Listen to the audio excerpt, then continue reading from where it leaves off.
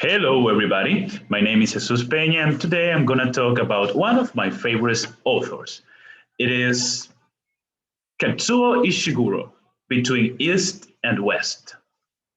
Kazuo Ishiguro was born in Nagasaki, Japan on 8th November 1954. His mother, Shizuko, like all members of her immediate family, was in Nagasaki when the atom bomb was dropped in the city in August 1945. The house he lived in for the first 5 years of his life had been built in the traditional Japanese style, with tatami mats and sliding shoji screens. Ishiguro attended kindergarten in Nagasaki and learned hiragana, the first and simplest of the three Japanese alphabets. Ishiguro left Japan with his parents and elder sister in April 1960 to live in Britain after Kazuo Ishiguro, his father, a research oceanographer, was invited to work for the British government at the National Institute of Oceanography. The family settled in Guildford, Surrey, 30 miles south of London. Expecting to stay in England for 2 years at most, though the Ishiguro family regularly considered returning to Japan, Kazuo Ishiguro's research continued to be supported by the British government, and the family never returned. He attended the University of Kent and East Anglia. Upon graduation, he worked at a homeless charity and began to write in his spare time.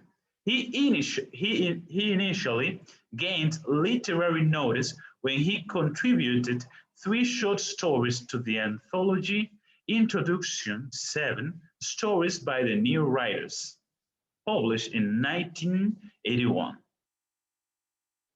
Ishiguro's first novel and the unique novel that I read from this author, a great novel with a great story, and it's a good, well-written masterpiece. Its name is A Pale View of Hells, published in 1982, details the post-war memories of Tsuko, a Japanese woman trying to deal with the suicide of her daughter Keiko, set in a increasingly westernized Japan following the Second World War. Ishiguro's Booker Prize winning The Remains of the Day is a first-person narrative, the reminiscences of Stevens, an elderly English butler whose premise of formality has shut him off from understanding and intimacy. With the publication of The Remains of the Day, Ishiguro becomes one of the best-known European novelists at just 35 years of age. Here you can see the character of the movie that was made based in this book. You can say also Anthony Hopkins, this great this great actor. His other novels were We Were Orphans, written, published in 2000, an exercise in the crime fiction genre set against the backdrop of the Sino-Japanese War in the 1930s. Traces a British man's search for his parents who disappeared during his childhood. And in 2005, Ishiguro published Never Let Me Go. And that book, this, has also a movie, which through the story of three human clones warns of the ethical quandaries raised by genetic engineering. These novels, The Barred Giant, uh, this one, is an existential fantasy tale inflected by Arthurian legend.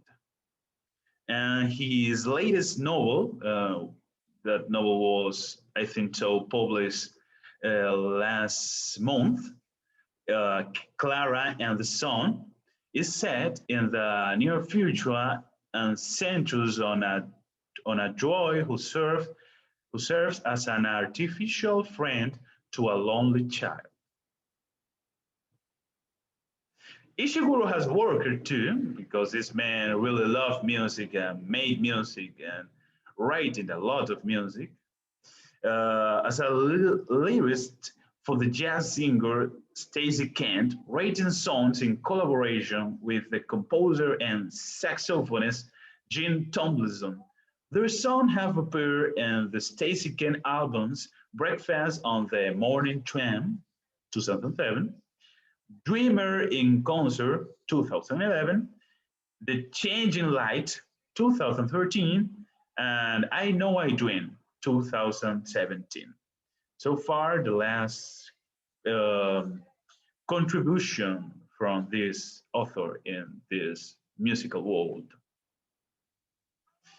Oh, this man is a Nobel Prize winner. He received the Nobel Prize in Literature in 2017. Uh, it was it was very important for his career, of course, but it was too a very high moment. Let's say for the prize because his man he is one of the most important authors alive. And let's finish with one of his greatest quotes from his book, A Pale View of Health. It doesn't matter how old someone is. It's what they've experienced that counts. People can get be 100 and not experience a thing. Well, folks, that's all for today. Until the next time, and thank you for watching.